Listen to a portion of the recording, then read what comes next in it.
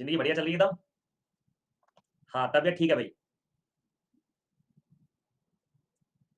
हाँ, कल से तो बेहतर है, मतलब बिल्कुल ठीक तो नहीं है, कल से बेहतर है, कल से अच्छी है। ठीक है? हाँ।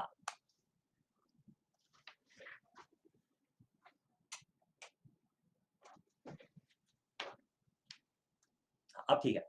कल से बेहतर है, बहुत बेहतर है कल से। ठीक है? हाँ। चलिए करते हैं सेशन की शुरुआत। मेंस्ट्रुएशन में ललित। हाँ, अब बैकग्राउंड अच्छा है ना? चलो। तो दोस्तों करते हैं सेशन को हम लोग शुरू, और आज काफ़ी सारा काम करना है दोस्तों हम लोगों को, है ना? आज काफ़ी सारा काम करेंगे आज हम। और अभी आज मैं ऑफ़िस में आया हुआ हूँ, तो अभी-अभी इंटरव्यू लिया है एक all India rank 35 SSC CG 2019 का। अगर अभी एक शूट और चल रहा है, अगर फ्री हो जाता है तो आपके बैच में ही बुला दूँगा उसको बात करने के लिए। ठीक है? कैसा रहेगा? बताइए, जल्दी से। हैं? हाँ, आज रोस्ट करेंगे। चलिए, ठीक है।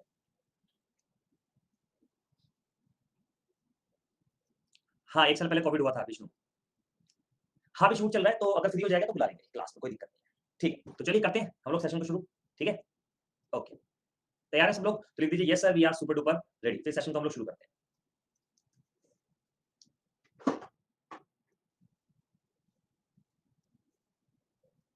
हाँ, मतलब कोविड वगैरह की ऐसी कोई प्रॉब्लम नहीं है। कल थोड़ी-सी ज़्यादा तबीयत मेरी खराब हो गई थी, तो मैंने थोड़ा-सा मतलब जब दवाई ले आया मैं, तो अभी ठीक फ़ील कर रहा हूँ। हाँ, लास्ट टाइम हम कहाँ पर थे ये बताइए? कहाँ से हमें शुरू करना था?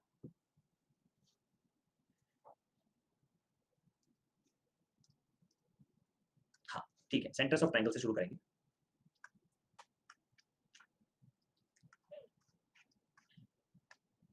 ठीक है, अब शुरुआत करते हैं सेंटर्स ऑफ ट्रायंगल से। ठीक है? त्रिभुज का क्षेत्रफल। यहाँ से हम लोग शुरू करते हैं। त्रिभुज का क्षेत्रफल।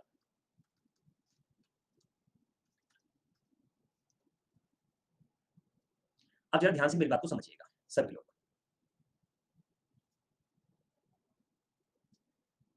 सेंटर्स ऑफ ट्रायंगल इस त्रिभुज का केंद्र।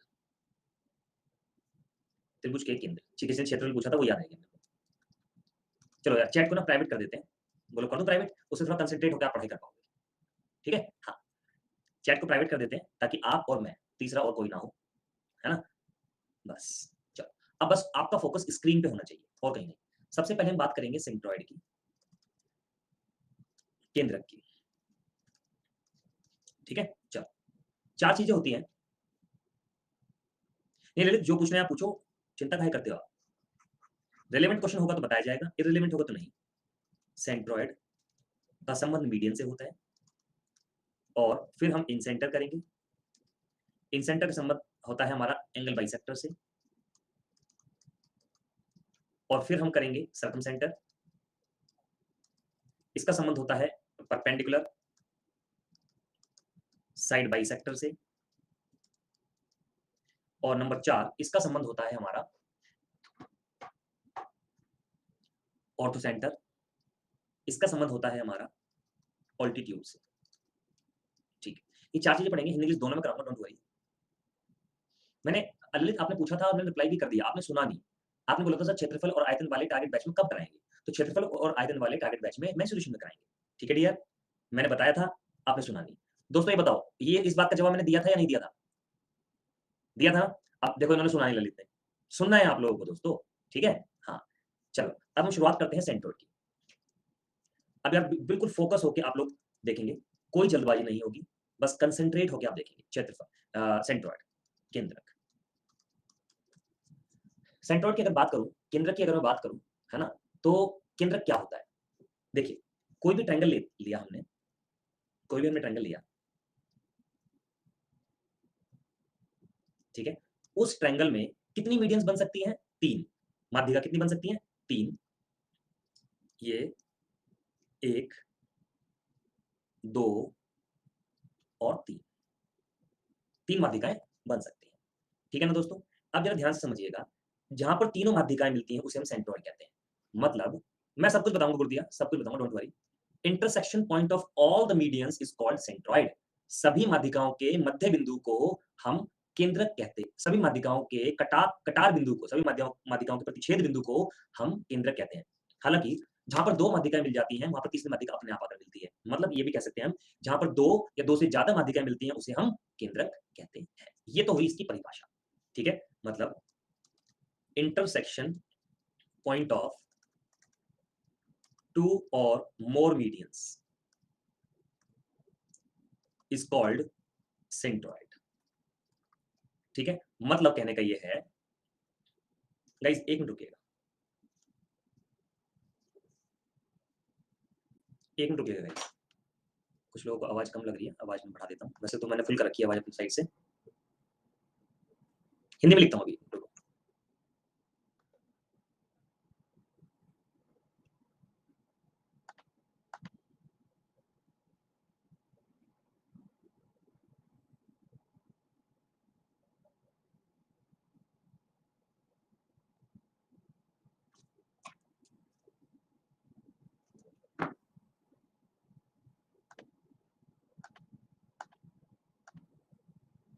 Just wait guys, wait wait.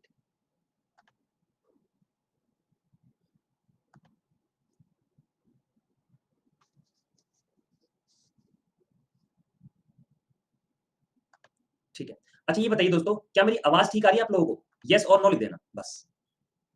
हाँ सही आ रही है वॉल्यूम तो, ठीक है, कंटिन्यू कर सकते हैं इसका मतलब। चलो एक एक मिनट रुकिएगा।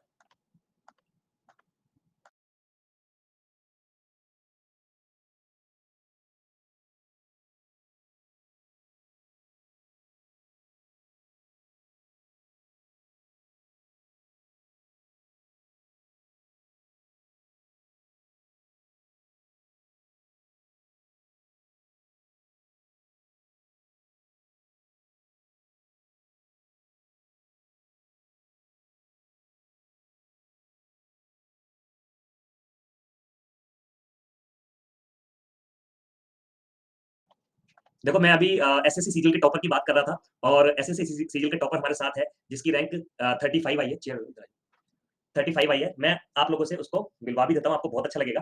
ठीक है, तो एक बार वेलकम करो, welcome rank number 35। Hello everyone. Yes, तो इधर इधर आ जाओ, इधर आ जाओ। Hello everyone. तो हमारे साथ ना अभी अमित है, अमित और इधर आ जाओ। हाँ, अभी हमारे साथ अमित है। तो अमित की बहुत बहुत बहुत अच्छी रैंक आई है, थैंक यू सर। 35 रैंक आई है अमित की। तो अभी लाइव क्लास चल रही थी, अभी इनका शूट खत्म हुआ, तो मैं ऑफिस में हूँ, तो मैंने कहा चलो इनको बुलाते हैं, आपसे एक बार बात कराते हैं। तो अमित मतलब कैसा लग रहा है रैंक 35 आने पे? बहुत अच्छा लग रहा है सर, बहुत रिलीफ लग रहा है हाँ। कि फाइनली एसएससी की जर्नी वो अभी खत्म हुआ। अच्छा, तो मतलब रैंक 35 लाने में कौन से सब्जेक्ट का बहुत अच्छा रोल रहा? सर सबसे ज़्यादा तो मैथ्स का रहा, क्योंकि वो हाँ। टोटल 300 मार्क्स का रहता है और राइट। मेन डिफरेंस सर वहीं पे रहता है। हाँ। तो सर मुझे लगता है कि मैथ्स का बहुत बड़ा रोल रहा था। अच्छा, अच्छा, अच्छा। तो आप बताओ मैथ्स की प्रिपरेशन कैसी की थी? सर प्रीवियस ईयर तो बहुत इंपॉर्टेंट रोल प्ले करता है, हाँ, हाँ। और साथ में सर कांसेप्ट क्लैरिटी कोई भी चैप्टर्स का बहुत ज़्यादा ज़रूरी होता है, क्योंकि क्वेश्चन सारे प्रीवियस ईयर से रहते हैं, बट हाँ। कांसेप्ट हल्का चेंज रहता है, हाँ। जिसके लिए कांसेप्ट क्लियर रहे तो फिर आसानी से हो जाता है। हाँ, हाँ। देखो जो मैं बेसिक से कराता हूँ ना, आपको बेसिक से कराता हूँ, फिर शॉर्टकट बताता हूँ, फिर पेन फ्री बताता हूँ, है ना? तो ये विदाउट पेन पेन फ्री का कितना बड़ा रोल था? मैं ये सर मैं बोलना चाहूँगा, थैंक यू सो मच आपको कि मैंने आपके विदाउट पेन फ्री वाले मेथड को काफ़ी ज़्यादा यूज़ किया है, हाँ। और मुझे लगता है कि सीजन 19 में मैंने लगभग 20 क्वेश्चन में ऑप्शन से बनाए होंगे, पेन को टच भी नहीं किया होगा, हाँ। जबकि वो पेपर बहुत हार्ड माना गया हाँ, था। 15 हाँ। नवंबर को मेरा पेपर था, हाँ। वो पेपर बहुत हार्ड माना गया था। मेरा हाँ। रॉ स्कोर 192.5 था। हाँ। मुझे लगता है कि वो पेन फ्री वाला मेथड मेरे लिए बहुत ज़्यादा फ़ायदेमंद रहा। तो आपको ही पेन फ्री से पढ़ा रहा हूँ, ठीक है? काफ़ी सारी चीज़ें कराऊँगा। तो thank you so much thank you so much sir. Amit, और सब लोग एक बार भी कांग्रेचुलेट कर दो दोबारा से। और अमित आज झारखंड से आया है हमारे पास, यस ठीक सर, है? थैंक यू सो मच, और मैं सारे एस्पिरेंट्स को ऑल द बेस्ट बोलना चाहूँगा सीजीएल 20 और सीजीएल 21 के लिए।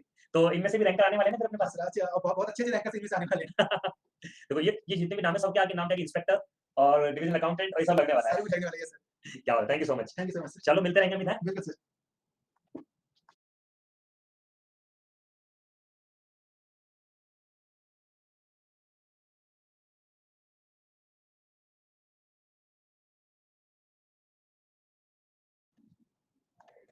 अच्छा दोस्तों, अब बताओ आप लोग कैसा लगा 35 रैंक वाले बंदे को देखकर? कैसा लगा आप लोगों को बताओ? क्या बात है, क्या बात, एनर्जी एक अलग सी एनर्जी आती है ना, है ना? रैंक 35 को देखकर। हाँ। मोटिवेशन मिलता है, सही बात है, सही बात है। देखो अब आप लोगों की क्लास में से ही था ये, है ना? ये आप लोग क्लास में से ही था, झारखंड स्टेट से है ये, आप लोग क्लास में से ही था, है ना? और मतलब देखो मैथ्स में जब बेसिक पढ़ाता हूँ ना मैं, उसको ध्यान से पढ़ो, बेसिक के बाद में जब शॉर्टकट बताता हूँ, उसको ध्यान से पढ़ो, शॉर्टकट के बाद में फिर पेन फ्री मेथड्स बताते हैं, फिर आप ध्यान से पढ़ो, मतलब बहुत अच्छी। और देखो इसका ये फर्स्ट अटेम्प्ट था, इसका ये फर्स्ट अटेम्प्ट था, फर्स्ट अटेम्प्ट में मतलब इसकी ग्रेजुएशन कंप्लीट हुई है 2019 में, और 2019 वाले एग्ज़ाम इसने क्रैक किया, सोचो। मतलब ग्रेजुएशन करते ही इसने पेपर भरा, फिर पेपर होते-होते आज अब जाके इसकी जॉइनिंग आई है, समझो। ठीक है ना? तो मतलब सिलेक्शन तो होते हैं यार। अगर आप सच्चे मन से, सच्ची श्रद्धा से पढ़ाई करो ना, सिलेक्शन होते हैं मतलब होते हैं। हाँ, जल्दी ही इसका इंटरव्यू हम लोग लाइव कर देंगे, आपको भी मिल जाएगा। ठीक है? चलो, तो करते हैं फिर शुरू। मतलब क्वेश्चन में क्या था? देखिए, 2 या 2 से अधिक 2 या 2 से अधिक माध्यिकाओं माध्यिकाओं के प्रतिच्छेद बिंदु को केंद्रक कहते हैं। कभी ये भी इसी तरह से पढ़ा था आपके आपकी तरह, है ना? चलो प्राइवेट कर देते हैं। ओके, हाँ, चलो। अब पढ़ लो, आप लोगों में से भी टॉपर्स मुझे चाहिए, बस। कुछ भी करके मुझे आप लोगों में से टॉपर्स चाहिए। ठीक है? तो केंद्रक क्या होता है? Intersection point of all the medians is called centroid. ठीक है? अब जरा ध्यान से मेरी बात को समझिएगा। अब इसकी प्रॉपर्टीज पढ़ते हैं। ध्यान से देखिए आप सभी लोग।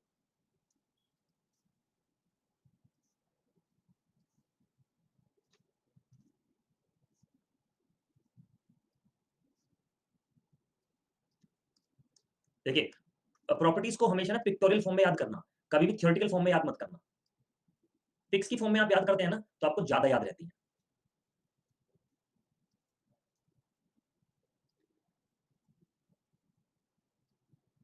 चलो, साइना कह रही है वॉइस ब्रेक हो रही है। साइना वॉइस तो ठीक आ रही है डियर, एक बार आप अपना स्पीकर चेक कर लो आप। ठीक है, चलिए आप जरा ध्यान दीजिएगा। देखिए, तीनों मीडियंस या 2 से अधिक मीडियन जहां पर आकर मिलती हैं, उन्हें हम उस बिंदु को हम सेंट्रोइड कहते हैं। और खास बात क्या है इसकी, जैसे ये सेंट्रोइड है, मान लीजिए ये सेंट्रोइड है। अगर सेंट्रोइड को आप तीनों वर्टेक्स से मिला दो ना दोस्तों, तो ये 3 ट्रायंगल दिखाई दे रहे हैं, इन सबका एरिया आपस में बराबर होता है। मैंने 1 1 1 लिख दिया। हिंदी में समझा रहा हूं, शिखा। ठीक है ना? हाँ, आप जरा ध्यान दीजिएगा। और जब आप सारी मीडियंस को मिलाते हैं, तो यहाँ पर 6 ट्रायंगल्स बनते हैं। इन 6 के 6 ट्रायंगल्स का जो एरिया होता है, वो बराबर होता है। क्लियर है गाइस सभी को? अच्छा, एक बात और, जब आप मिड पॉइंट्स को मिलाकर एक नया ट्रायंगल बनाते हैं, जब आप मिड पॉइंट्स को मिलाकर एक नया ट्रायंगल बनाते हैं, तो यहाँ पे कितने ट्रायंगल दिखाई दे रहे हैं आपको? 4। तो 1 1 1 1 ये चारों ट्रायंगल के एरिया आपस में बराबर होता है। क्या कहा मैंने आप लोगों को? क्या कहा दोस्तों मैंने आप लोगों को? साइना आपके कमेंट आ रहे हैं मेरे पास, आ रहे हैं। मैंने बताया था, एक बार आप चेक कर लो अपना सिस्टम। ठीक है, तो जब आप सेंट्रोइड को वर्टेक्स से मिलाते हैं, 3 ट्रायंगल बने, तीनों का एरिया बराबर होता है। जब आप सारे के सारे मीडियंस को मिलाते हैं, जितने भी ट्रायंगल बनते हैं सबका एरिया बराबर होता है। जब आप मिड पॉइंट्स को मिलाते हैं, तो 4 ट्रायंगल बनते हैं, सबका एरिया आपस में बराबर होता है। एक और खास बात, जैसे ये मीडियन है, ये मीडियन है और ये मीडियन है। ठीक है? अब ध्यान से समझिएगा इस चीज को, ये हो गया आपका सेंट्रोइड। अगर आप मिड पॉइंट्स को मिलाकर एक नया ट्रायंगल बनाते हैं, अगर आप मिड पॉइंट्स को मिलाकर एक नया ट्रायंगल बनाते हैं, तो ये जो नया ट्रायंगल बना है, इसका सेंट्रोइड भी सेम होता है। आप फिर से मिड पॉइंट्स को मिलाकर एक नया ट्रायंगल बनाएंगे, इसका सेंट्रोइड भी दोस्तों सेम ही होगा। बात समझ में आ गई सब लोगों को? क्लियर है? ठीक है? हाँ, और खास बात, जैसे ये मीडियन है, ये मीडियन है, ये मीडियन है। जो मीडियन है जो मीडियन है, उसको सेंट्रोइड 2:1 में विभाजित करता है। मैं सबके कमेंट देख पा रहा हूँ, रिप्लाई मैं इसलिए नहीं कर रहा क्योंकि फिर नहीं तो जो पढ़ाना है वो रह जाएगा। समझो बात को आप लोग। अगर किसी को रिप्लाई नहीं मिलता है हाय हेलो का, नमस्कार का, जय हिंद का, तो समझो आप, है ना? हाँ, तो 2:1 में डिवाइड करता है। जो सेंट्रोइड होता है वो माध्यिका को 2:1 में विभाजित करता है। ये है। ये डेफिनिशन है अमित, डेफिनिशन है। रजनी डेफिनिशन है ये। ठीक है? एक बार नोट कर लो इसको, फिर हम लोग आगे बढ़ेंगे। हाँ, बिल्कुल शिखा। शिखा देखो, थोड़ा-सा ना ज्योमेट्री में यही होता है, जब थ्योरम पढ़ रहे होते हैं ना, सब लोग बोरियत महसूस करते हैं। जब क्वेश्चन्स आ जाएँगे, सब लोगों को मज़ा आने लगेगा। लेकिन क्वेश्चन आने पर मज़ा उसी कैंडिडेट को आएगा, जिसने जिसने बेसिक्स को अच्छे से समझा होगा, प्रॉपर्टीज़ को अच्छे से समझा होगा। ठीक है ना? हाँ, 2:1 डेफिनिशन होती है ये। ये आपको याद ही करना है। फिगर 5 में समझा देता हूँ। मतलब आप मिड पॉइंट्स को मिलाकर अगर एक नया ट्रायंगल बनाते हैं, क्या कहा मैंने? अगर आप मिड पॉइंट्स को मिलाकर एक नया ट्रायंगल बनाते हैं, तो उसका सेंट्रोइड भी वही होता है जो बाहर वाले का होता है। सिंपल सी बात है। ठीक है? चलो, आगे बढ़ते हैं फिर हम लोग अगली प्रॉपर्टी देखते हैं। प्लीज़ कोई भी बात ना करे, कोई भी बात ना करे। सिर्फ अभी आप कुछ मत करो, बस आप देखते जाओ स्क्रीन पर। जब क्वेश्चन्स आएँगे ना, आपको और चीज़ें क्लियर हो जाएँगी। ठीक है ना? हाँ, इक्विलेटरल ट्रायंगल ये वो सब बताऊँगा, डोंट वरी। केंद्रक मैंने आपको बता ही दिया है। हाँ, माध्यिका का काम होता है सामने वाली साइड को 2 बराबर भागों में बांटना और एरिया को भी 2 बराबर भागों में बांटना। ठीक है, ये प्रॉपर्टी मैंने बता दी, 6 बराबर भागों में बट जाता है एरिया। ये प्रॉपर्टी मैंने बता दी कि ये एरिया, ये एरिया, ये एरिया, ये एरिया बराबर होता है। अच्छा, आगे चलते हैं। हमेशा ध्यान रखिएगा, आपके पास कोई भी ट्रायंगल है ना, कोई भी आपके पास ट्रायंगल है, कोई भी आपके पास ट्रायंगल है, ए, बी, सी, ठीक है? और ये माध्यिकाएँ हैं, और ये माध्यिकाएँ हैं।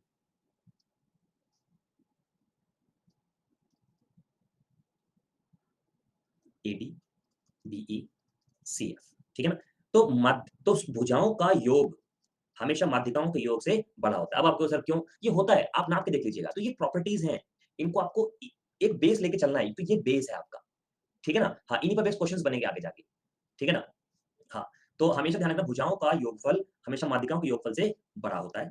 नेक्स्ट प्रॉपर्टी ये है, कभी भी आपसे पूछा जाए, मान लो आपको एक ट्रायंगल दिया गया है, आपको एक ट्रायंगल दिया गया है, ठीक है? एबीसी एक ट्रायंगल दिया गया है और आपसे पूछा गया कि और ये ट्रायंगल दिया हुआ था, इस ट्रायंगल में आपको माध्यिकाएँ दी हुई थी। मतलब मान लो पहली माध्यिका M1 हो गई, ये माध्यिका M2 हो गई, ये माध्यिका M3 हो गई। 3 माध्यिकाएँ आपको दी गई हैं सवाल में। आपसे एरिया ऑफ ट्रायंगल पूछा है।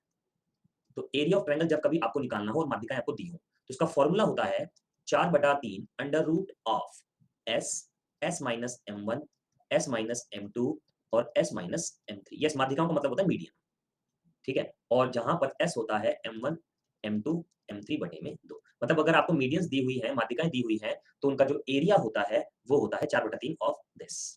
S क्या होता है? Semi perimeter of the medians. Semi perimeter of the triangle formed by the medians.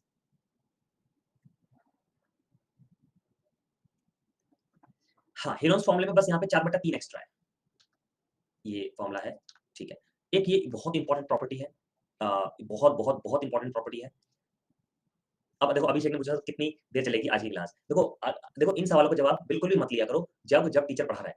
चाहे मैं पढ़ा रहा हूँ, चाहे जीएस का टीचर, चाहे कोई पढ़ा रहा है। ऐसे सवाल बिल्कुल भी मत करो, इर्रेलेवेंट सवाल होते हैं ये। समझो आप बात को। फिर आपको जवाब नहीं देंगे तो आपको कैसा मेरा कमेंट दिख रहा है क्या? आप मुझे इग्नोर कर रहे हैं। ठीक है। देखिए, आप ध्यान दीजिएगा, एक ट्रायंगल एबीसी है आपके पास में, इसकी 2 माध्यिकाएँ एक दूसरे को 90 डिग्री पर काट रही हैं। जब माध्यिकाएँ एक दूसरे को 90 डिग्री पर काटें, तो AB square plus AC square बराबर होता है 5 टाइम्स ऑफ बीसी स्क्वायर। आप इसको ऐसे भी याद रख सकते हैं, जैसे ये सी साइड है, ये साइड की लेंथ है बी और इस साइड की लेंथ है ए। आप ये भी कह सकते हैं कि B square C square is equal to 5 times of A square होता है। आपको ऐसे याद रखना है, ऐसे याद रख लो, मतलब इसका स्क्वायर बराबर होता है 5 टाइम्स ऑफ बीसी स्क्वायर। तो इस पे बेस दोस्तों एग्जाम में डायरेक्ट क्वेश्चन पूछे जाते हैं, डायरेक्ट। हाँ, मतलब 3 चीज़ों में से कोई 2 चीज़ आपको दी हुई होंगी, तीसरी चीज़ आपसे पूछी होगी, बस बात खत्म।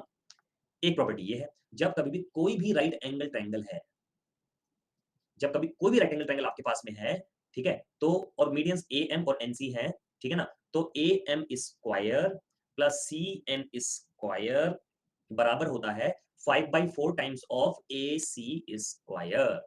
इसमें भी हमेशा 3 में से 2 चीज़ दी हुई होंगी, एक आपसे पूछी होगी। ठीक है दोस्तों? सबको क्लियर है? बहुत इंपॉर्टेंट है, एग्जाम में बार-बार पूछा जाता है इस प्रॉपर्टी को। अपोलोनीज़ थ्योरम बहुत इंपॉर्टेंट है भाई, अपोलोनीज़ थ्योरम बहुत, बहुत, बहुत इंपॉर्टेंट है। क्या होती है अपोलोनीज़ थ्योरम? अपोलोनीज़ थ्योरम ये कहती है, कभी देखो ऐसे ये थ्योरम याद करके आप कभी भी एग्जाम में कर ही नहीं सकते। मैं आपको बता रहा हूँ, अगर आपको ज्योमेट्री बहुत अच्छे से करनी है ना मेरे दोस्तों, अगर ज्योमेट्री आपको बहुत अच्छे से करनी है, तो ये समझ लीजिए आप ज्योमेट्री को तभी अच्छे से कर सकते हैं जब आपको थ्योरम्स बहुत अच्छे से याद हो। हाँ। ठीक है? तो थ्योरम्स को याद और रट्टा नहीं लगाना, मैं बताऊँगा जब क्वेश्चन्स कराऊँगा सब कुछ क्लियर हो जाएगा। अभी देखना जब क्वेश्चन्स कराऊँगा आप कहेंगे अरे हाँ सर, ये तो बड़ा हलवा सा लग रहा है हमें, बड़ा बड़ा ईज़ी सा लग रहा है हम लोगों को, है ना? तो ये चीज़ है। देखो अपोलोनीज़ थ्योरम क्या कहती है कि अगर किसी भी ट्रायंगल में एक ये मीडियन है, ठीक है? अगर ये साइड M है, मतलब अगर ये साइड A है, ये साइड B है, मेरे को ना हमेशा एक बात मुझे समझ में आई कि अगर थ्योरम याद करनी है तो AB, BC, CD के फॉर्म में आप याद नहीं कर सकते कभी भी। आप ऐसे याद करो जैसे मैं बता रहा हूँ। A और ये B, ये ले लिया मैंने M और ये ले लिया मैंने मान लो H, ये ले लिया मैंने D। तो अपोलोनीज़ थ्योरम कहती है कि भई अगर AD कोई मीडियन है, तो A square plus B square बराबर होगा सॉरी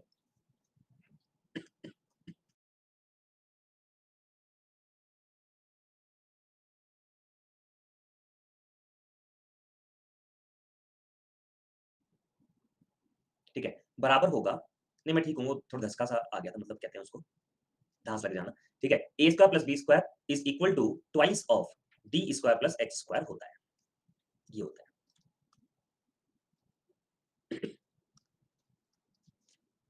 ठीक है, डन है जी, ये होता है, मतलब कहने का ये है इसका स्क्वायर प्लस इसका स्क्वायर बराबर होता है twice of d square plus h square, बस। डी क्या है, ये जब माध्यिका आती है तो इसको दो बराबर भागों में बांटती है ना, तो ये डी है आपका, ठीक है ये। चलो जी आगे बढ़ते हैं। अब बात करते हैं हम लोग एंगल बाइसेक्टर के बारे में। मैंने आपको बताया था कि एंगल बाइसेक्टर क्या होता है। अच्छा, एच की जगह पे पी लिख दीजिए, ठीक है, एच की जगह पी लिख देते, कंफ्यूजन नहीं होगा तो कोई बात नहीं, लीजिए। इससे क्या फर्क पड़ता है, एच की जगह पे एम लिख देते हैं, मीडियन से अंदाजा रहेगा, हाँ एम फॉर मीडियन। आप डन है जी, ठीक है, ओके। अब जरा ध्यान दीजिएगा, हाँ, एंगल बाइसेक्टर मतलब कोण समद्विभाजक। कोण समद्विभाजक क्या होता है, एंगल बाइसेक्टर क्या होता है दोस्तों, क्या होता है एंगल बाइसेक्टर, जो एंगल को दो बराबर भागों में बांटता है, बस इसका यही काम होता है, इसका और कोई काम नहीं होता, ठीक है। चलो, अब एक ट्रायंगल में कितने एंगल बाइसेक्टर बनाए जा सकते हैं, एक ट्रायंगल में कितने एंगल बाइसेक्टर बनाए जा सकते हैं दोस्तों, बताइए। एक ट्रायंगल में कितने एंगल बाइसेक्टर बनाए जा सकते हैं, तीन, ठीक है, हाँ। और तीनों जहां मिलते हैं उसे हम कहते हैं इन सेंटर, क्या कहते हैं, इन सेंटर कहते हैं, ठीक है। तीनों एंगल बाइसेक्टर जहां मिलते हैं उसे हम कहते हैं इन सेंटर, हिंदी में कहते हैं अंतः केंद्र, ठीक है। इस इन सेंटर की खास बात ये होती है, किसी भी भुजा पर आप यहां से परपेंडिकुलर डालेंगे ना, किसी भी भुजा से आप किसी भी भुजा पर आप परपेंडिकुलर डालेंगे ना, ये परपेंडिकुलर, ये परपेंडिकुलर की जो लेंथ होगी वो बराबर होगी, और इस लेंथ को हम कहते हैं, मतलब किसी भी, देखो इस अंतः केंद्र से आप किसी भी भुजा पर परपेंडिकुलर डालोगे ना, ये जो लेंथ होती है परपेंडिकुलर डिस्टेंस होगा, ये बराबर होगा। इस परपेंडिकुलर डिस्टेंस को ही हम कहते हैं इन रेडियस, क्या कहते हैं इसको, इन रेडियस, इन रेडियस, हिंदी में कहते हैं इसको अंतः त्रिज्या, हिंदी में कहते हैं इसको अंतः त्रिज्या। सबको क्लियर है, ठीक है ना, हाँ।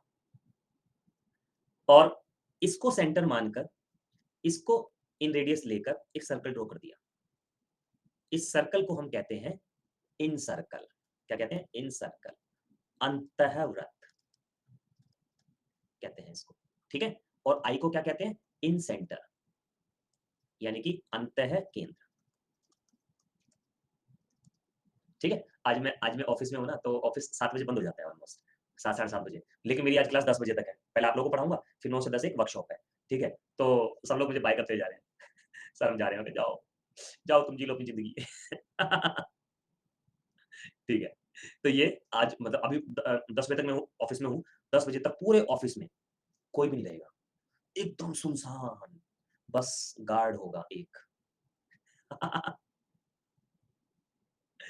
ठीक है, डराओ मत भाई तुम, ठीक है, हाँ चलो। ये बताओ, ये क्लियर हो गया आपको, पहले बताओ।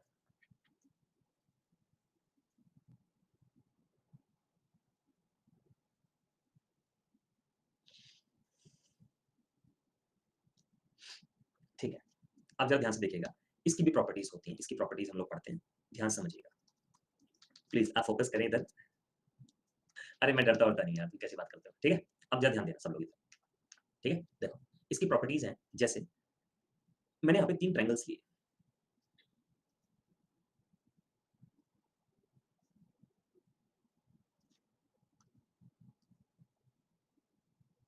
मैंने यहाँ पर 3 ट्रायंगल्स लिए, ठीक है। इस ट्रायंगल में, ये ट्रायंगल एबीसी है, और ये भाई very very very important property, ठीक है। इसका इंटीरियर एंगल बाइसेक्टर, इसका इंटीरियर एंगल बाइसेक्टर, जहां पर मिलते हैं उसे हम इन सेंटर कहते हैं। और सबसे खास बात, इस एंगल में रिलेशन क्या होती है, एंगल बीआईसी बराबर होता है 90 प्लस एंगल ए बाई 2, ये होता है। अब अगर मैं, थैंक यू शिवानी, देखो हमने इसको आगे एक्सटेंड किया, इसको आगे एक्सटेंड किया, तो ये एक्सटीरियर एंगल बाइसेक्टर और ये एक्सटीरियर एंगल बाइसेक्टर, ठीक है ना? ये ए है, ये बी है, ये सी है, ये आई है, ठीक है? अब जरा ध्यान से समझना, ये अब इन सेंटर नहीं है ये, कभी भी ध्यान रखना इन सेंटर ट्रायंगल से बाहर नहीं हो सकता किसी भी हालत में। हाँ, तो एंगल बीआईसी बराबर होता है 90 माइनस एंगल ए बाय 2, ठीक है? और ये इंटीरियर एंगल बाइसेक्टर ले लो, अभी मैंने 2 इंटीरियर लिए, यहाँ 2 एक्सटीरियर लिए, यहाँ पर एक इंटीरियर लिया, एक एक्सटीरियर लिया, ठीक है ना? तो ये ए, बी, सी और ये आई, इन सेंटर नहीं अभी भी है, ठीक है? तो ये एंगल बीआईसी होता है एंगल ए बाय 2। तो ये 3 प्रॉपर्टी ऐसी हैं भाई साहब, हमेशा एग्जाम में पूछी जाती है ये तो, ठीक है ना? हाँ।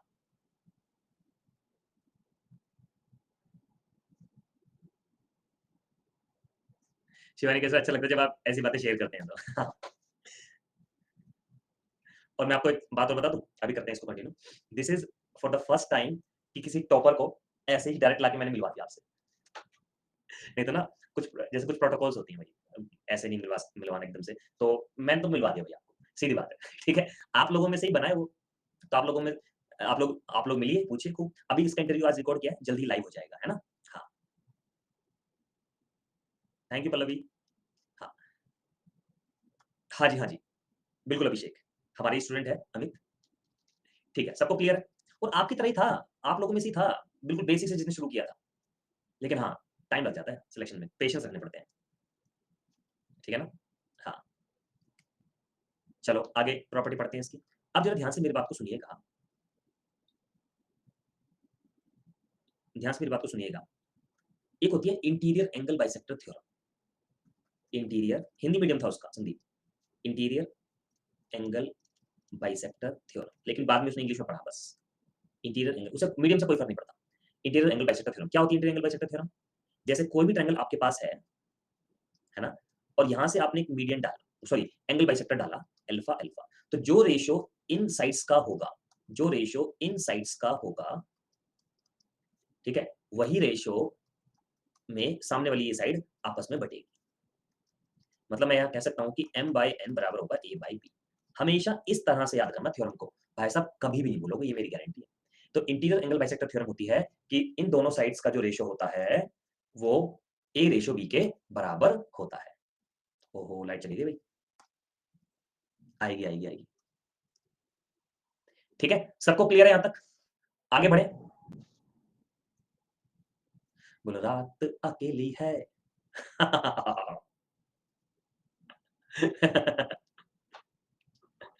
ठीक है, और ऑफिस इतना बड़ा है ना, इतना बड़ा है, मतलब कितने हजार के लगभग लोग बैठते हैं, इतना बड़ा ऑफिस है। ठीक है, ये क्लियर हो गया कि जो मीडियन हो, इसमें से देखो इस तरह से क्वेश्चन आते हैं, इसमें इस तरह से क्वेश्चन आते हैं।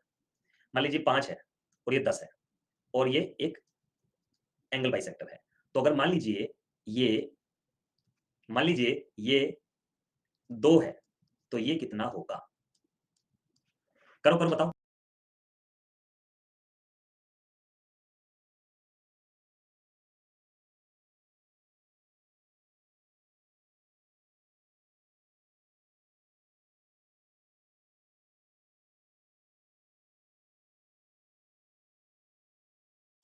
हाँ, तो देखो ये डबल है ना, तो ये भी डबल होगा।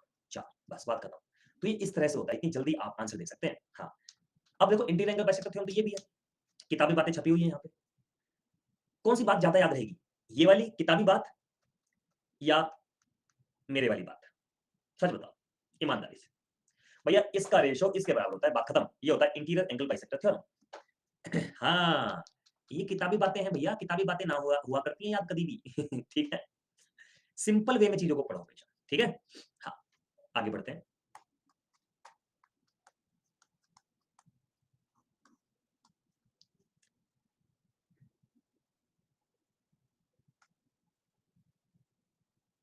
नहीं, नहीं बन सकता कुणाल, किताबी बातों को किताब में रहने देते हैं, ठीक है?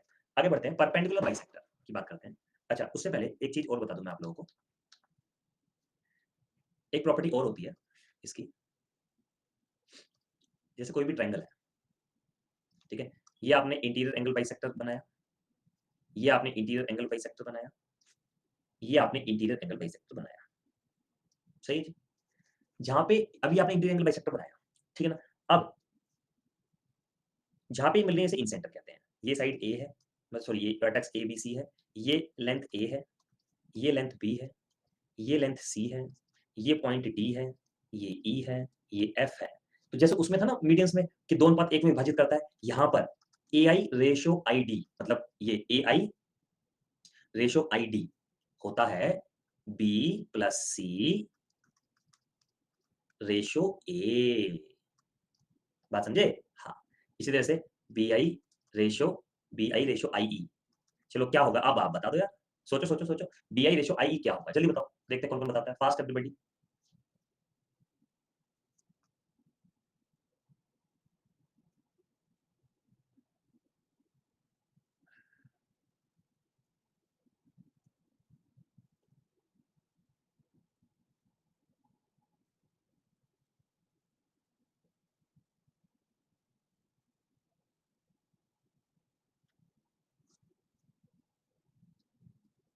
ठीक है, बहुत बढ़िया। बस ए प्लस सी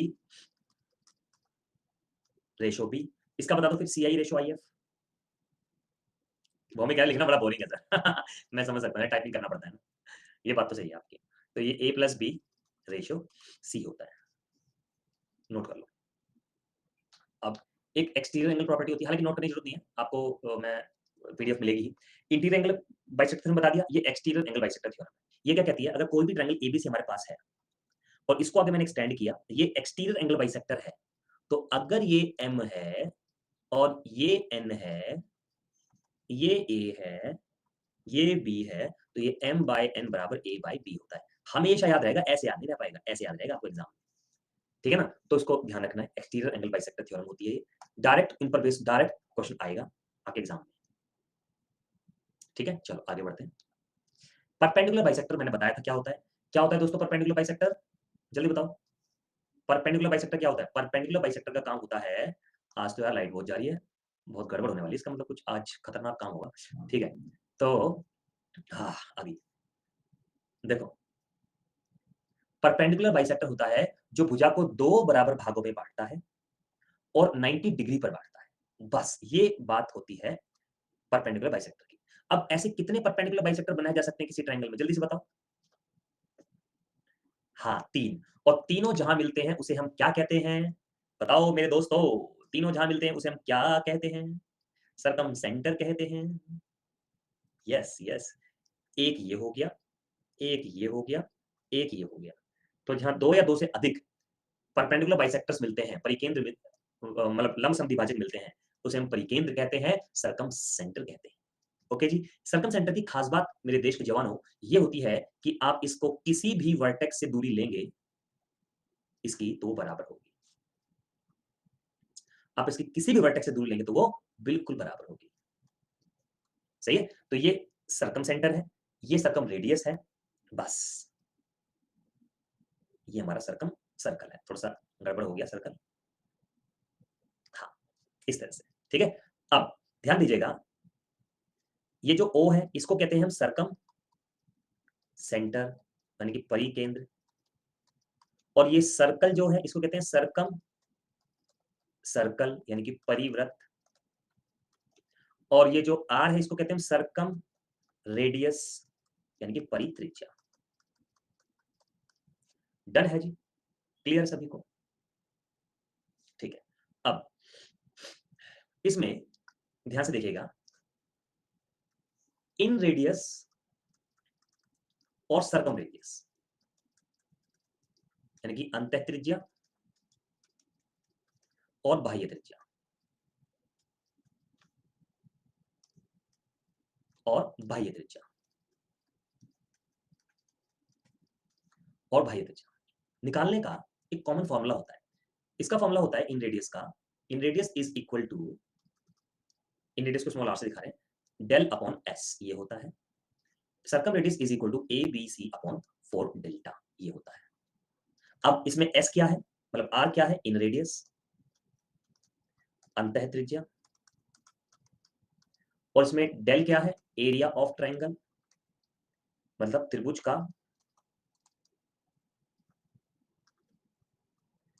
का क्षेत्रफल, और एस क्या है, सेमी पैरामीटर मतलब अर्ध परिमाप, डन है जी। अच्छा, अब जरा ध्यान दीजिए, इसमें आर क्या है? सर्कम रेडियस, मतलब परित्रिज्या। इसमें ए बी सी ये क्या है? लेंथ ऑफ साइड्स, साइड्स की लेंथ है। डेल क्या है? Area of triangle. तो ये ना कॉमन फॉर्मूले मैंने बताए हैं इन रेडियस निकालने के और सर्कम रेडियस निकालने के। पहले इसको एक बार नोट करना चाहते हो, एक बार एक 30 सेकंड के लिए देख लो, कोई बात नहीं। ये कॉमन फॉर्मूला है। अभी हर फिगर के लिए ना अलग अलग फॉर्मूला भी होता है, वो मैं आपको अभी बताऊंगा।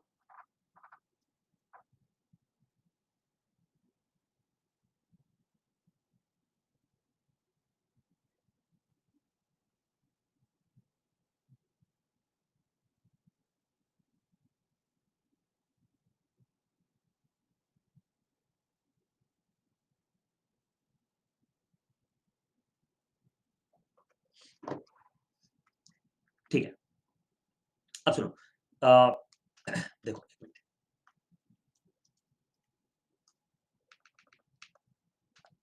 अच्छा, एक चीज और बता दूं, ज्योमेट्री में ना दोस्तों, ज्योमेट्री में थ्योरी और क्वेश्चंस दोनों का 50% रोल होता है। हाँ, दोनों का 50% रोल है। अब जैसे ट्रायंगल के हमने 4 पार्ट रखे हुए हैं, तो 2 पार्ट तो थ्योरी में निकल रहे हैं, 2 पार्ट में क्वेश्चंस करेंगे। ठीक है ना? हाँ। अब जरा ध्यान दीजिएगा, अगर यही इन रेडियस और circum radius right angle triangle में निकालनी हो, राइट एंगल ट्रायंगल में निकालनी हो, मतलब समकोण त्रिभुज में निकालनी हो, तो क्या होगा? इन रेडियस और सर्कम रेडियस। गाइस 1 मिनट का वेट कीजिएगा।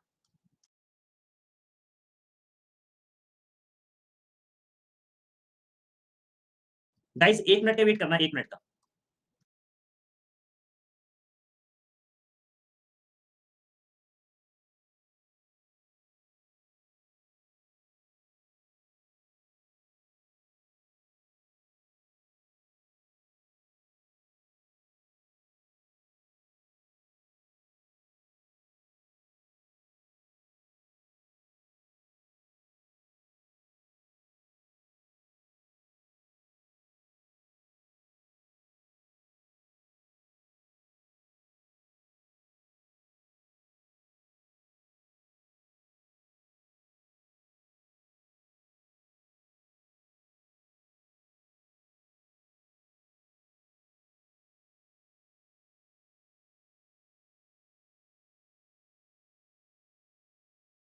हाँ, अब ध्यान दीजिएगा, इन रेडियस और सर्कम रेडियस।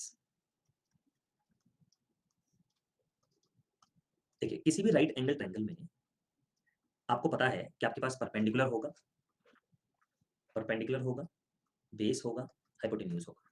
ठीक है? हाँ, तो इन रेडियस होती है perpendicular plus base minus hypotenuse divided by 2, और सर्कम रेडियस होती है हाइपोटेन्यूज का आधा। ठीक है? ये फॉर्मूला है, याद कर लेना ये सारे। मतलब इन रेडियस के लिए अंदर सर्कल बनेगा, तो ये इन रेडियस होगी। आपसे कोई इन रेडियस निकालने को पूछे, डायरेक्ट ये फॉर्मूला लगा दो। आपसे कोई सर्कम रेडियस निकालने को पूछे, तो ये फॉर्मूला लगा दो। सर्कम रेडियस निकालने को पूछे, ये फॉर्मूला लगा दो। ठीक है? हाँ।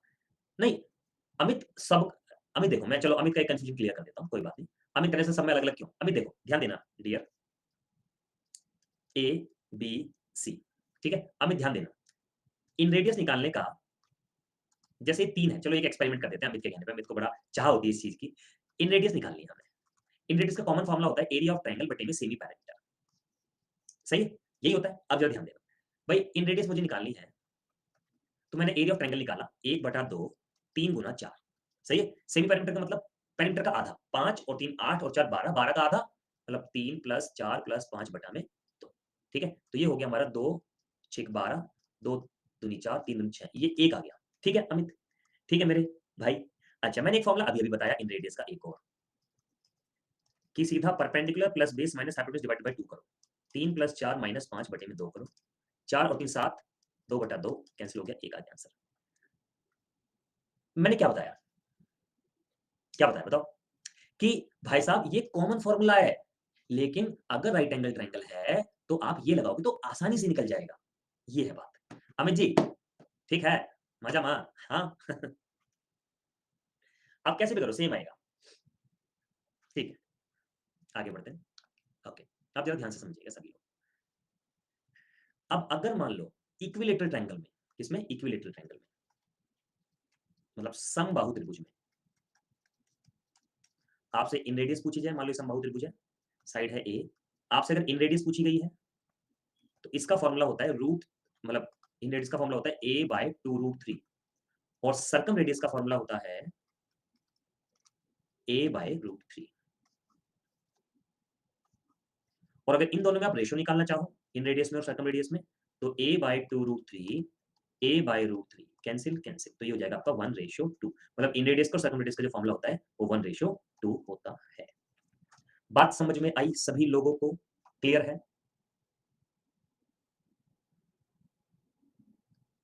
ठीक है, तो ये होता है, तो ये याद रखना है, फॉर्मूले है ये। हालांकि कॉमन वाला फॉर्मूला सब पे चलेगा, ये बस अलग से मान लो कोई एक जैसे मान लो मैंने कहा कि चलो मैं एग्जांपल दे रहा हूं, मैंने कहा कि भाई ये साइड 3 है और इसके अंदर एक सर्कल बना, इन सर्कल, उसकी रेडियस बताओ कितनी होगी। तो इन रेडियस का फॉर्मूला मैंने बताया a बाई 2√3 होगा, तो बस 3 बटा 2√3, यानी कि इससे ये कटेगा, ठीक है, तो √3/2 ये आपका आंसर आ जाएगा। बस बात समझ में आई सब लोगों को? इस तरह से है।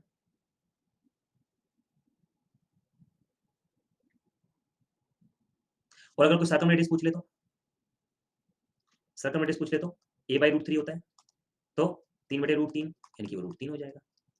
हमेशा इन रेडियस का डबल होता है सर्कम रेडियस, सही है? हाँ, कैसा डर लगता क्या है मेरे को, क्यों डर लगेगा ये बताओ? एक्यूट एंगल ट्रायंगल में सर्कम सेंटर अंदर होता है, ये बात आप हमेशा याद रखना। एंड ऑब्ट्यूज एंगल ट्रायंगल में सर्कम सेंटर बाहर होता है। कैसे? देखो, ऑब्ट्यूज एंगल ट्रायंगल है, ये है ऑब्ट्यूज एंगल ट्रायंगल। इसमें जो सर्कम सेंटर होता है ना दोस्तों, वो ट्रायंगल के बाहर होता है। कैसे? देखो, जैसे अब आपको एक परपेंडिकुलर साइड बाइसेक्टर बनाना है, वो ये ऐसी तो बनेगा और एक वो ऐसे बनेगा, ठीक है? इसे कहते हैं हम लोग सर्कम सेंटर। कैसे? इसकी आप वर्टेक्स से जो भी दूरियां लेंगे वो बराबर होगी और इसे हम सर्कम रेडियस बोलते हैं। इसे सर्कम सेंटर मानकर, इन्हें सर्कम रेडियस मानकर एक सर्कल ड्रॉ कर दिया। हाँ, एक सर्कल ड्रॉ कर दिया, है ना? ये अपना सर्कम सर्कल हो गया। सबको क्लियर है जी? डन है जी? ये ऐसे होता है। अब आशीष एक बार रिपीट देख लें, हो जाएगा क्लियर, ठीक है? राइट एंगल ट्रायंगल में क्या होता है? और कोई बात नहीं, 1 मिनट के लिए देख सकते हो आप। 30 सेकंड में आगे करूंगा, पहले इसको देख लो, कोई बात नहीं।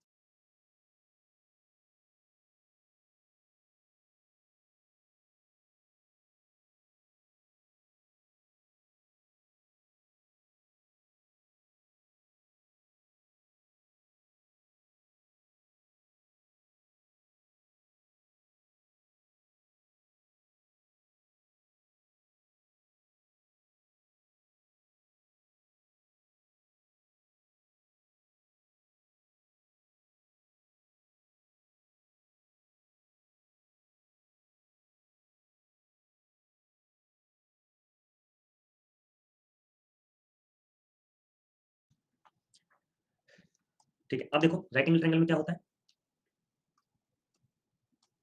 जैसे मैंने एक परपेंडिकुलर साइड बाइसेक्टर बनाया,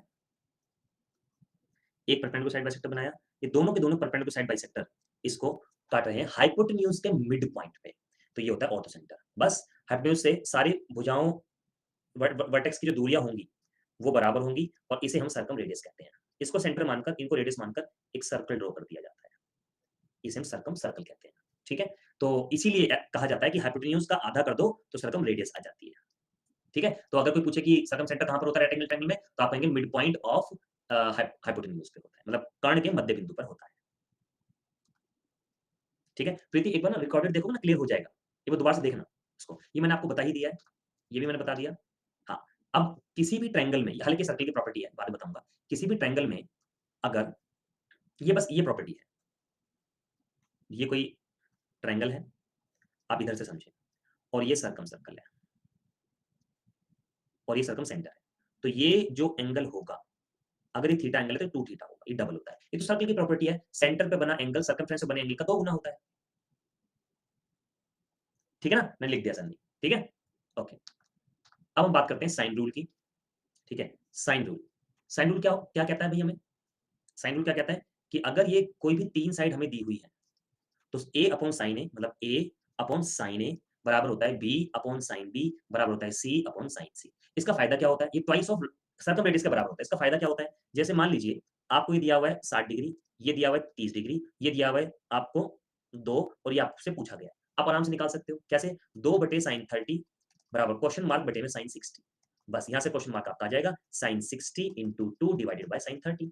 लो जी, खत्म हो गई कहानी। बस इनकी वैल्यू रखो, आपका आंसर आपके पास। मतलब मैंने बस बताया, क्वेश्चन तो मैं कराऊँगा अभी। ठीक है? एक कोसाइन रूल होता है।